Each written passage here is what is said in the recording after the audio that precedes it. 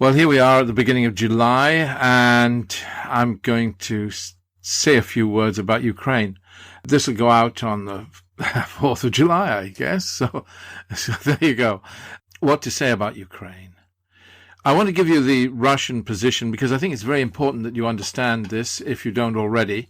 And it's not as straightforward as you might think. Obviously, the Russians want to take the Donbass. That's a given. They said that that's it. That's what they want.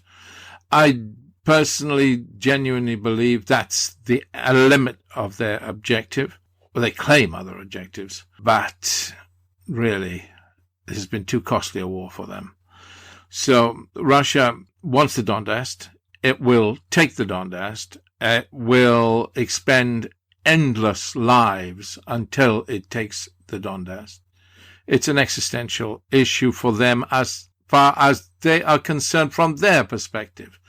And their main objective beyond that is that Ukraine remains non-aligned, or in the sense of not being a member of NATO. That's a given, of course. They don't care too much about anything else. They're happy to see the grain exported, though doubtless it would have to go not from Mariupol, but from another port. That's not an issue.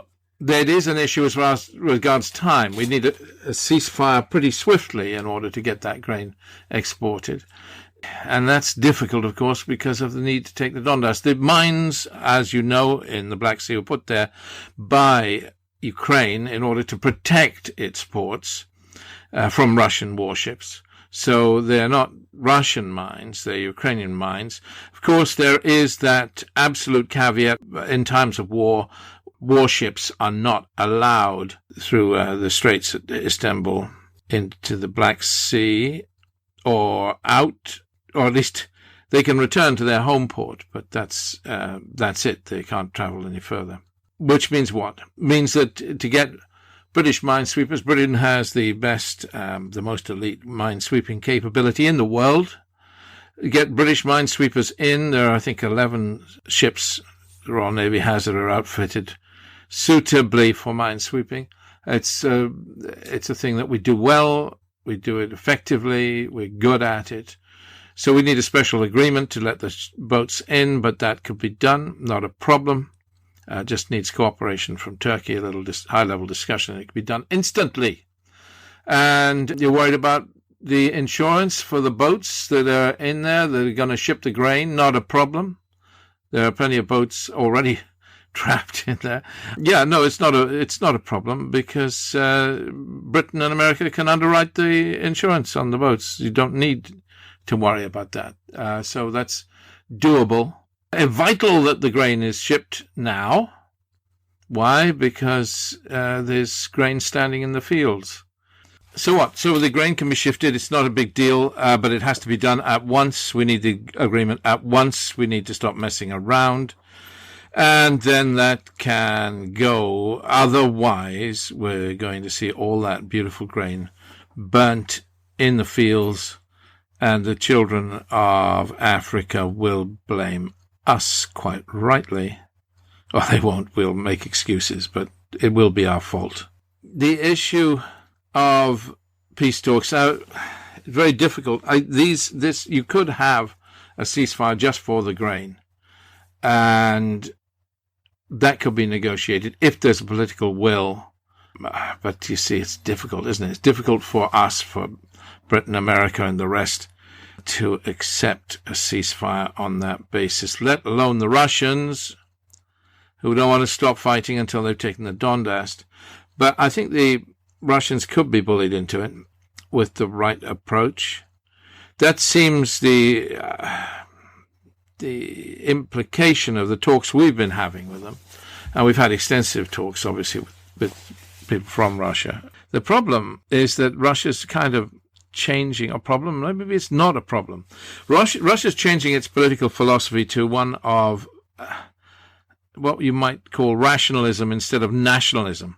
So Russia is taking a kind of, you wouldn't believe it perhaps, but taking a French approach. You know, the French approach for foreign policy is Vive la France. That's it. Simple, straightforward, very easy to understand French foreign policy, unlike the British and American who confuse it with other issues.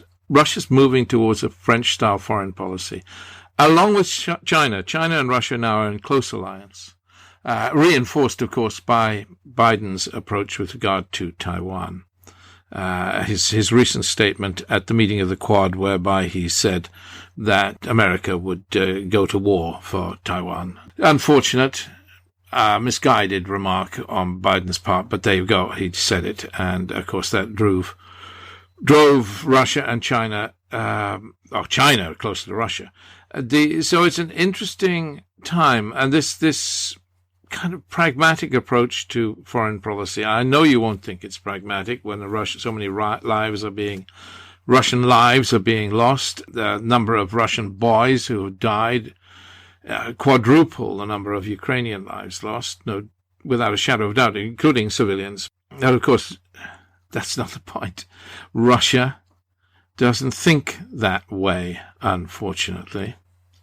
So these sacrifices are made, and it doesn't seem to give Russia real pause. It's very unfortunate. It's what it is. It's a fact of life. Now, can we defeat Russia? Yes, of course, I suppose. Throw enough weapons and arms at it eventually, maybe. But what'll be left? We lose the grain harvest. We lose everything. The Ukrainian president has made it very clear again and again and again and again and again that he's ready for peace talks. Time to push that agenda rather more seriously than we have. The Indonesian president has been going out on a limb. He's been up in Russia trying to be helpful. Yeah, it's the moment. It's the time. And it's doable. It's not satisfactory, but there are bigger issues here. We need the grain out. A ceasefire or a peace negotiation can be achieved. Russia will not give up its claim to the Donbass, or obviously to Crimea. And so we've got to live with that or see a long, long Vietnam-style war. Up to you and me, I guess. There's no other choice. It's got to be dealt with. And it's time, really, to face this decision. It's urgent. It's vital we do that. The world will suffer. I mean, it's not just a question of our poorer population who can't pay for their fuel because the bills are so high. Our bills are colossal now. It is colossal, the price we all have to pay now for fuel and energy. Petrol, I couldn't believe the price at the pumps. All so expensive, all because of the war and the sanctions we have required to be put on the Russian people because of the war. And then we get kickback. It affects us, of course. But that's not the point. The point is the grain harvest. You're talking about the breadbasket of the world.